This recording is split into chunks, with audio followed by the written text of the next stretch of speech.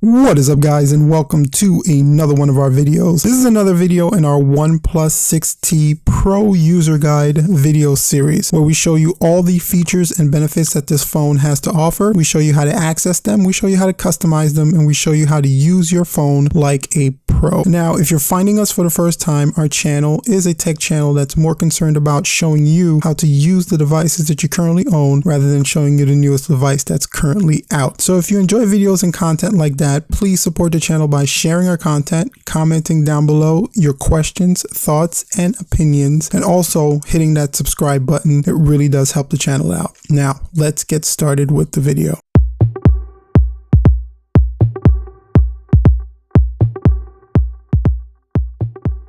Now, one of the final things we're going to show you is just kind of a tip, actually, or a trick. Since the in-screen fingerprint scanner is a first-gen version of it, it works really well, but sometimes it can be inaccurate. It's not as accurate as the fingerprint scanners that were on the phone itself, either in the back or in the front. The technology will definitely get better. This in-screen fingerprint scanner does get better as you use it over time. One of the ways that you can definitely help it get better is by adding different imprints of your fingerprint into the system.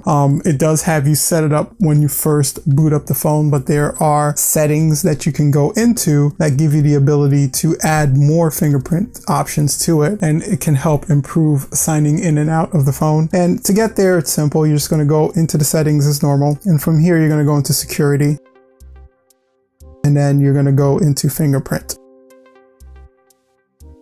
It's going to ask for your PIN number. And once you're in, you can just add another fingerprint, follow the prompts, and then it's going to have you go through the setup similar to what you were doing previously. And then once you've added it, it has another fingerprint option there. And I find that it does definitely help with making the fingerprint scanner a lot more functional and a lot faster when you're using it.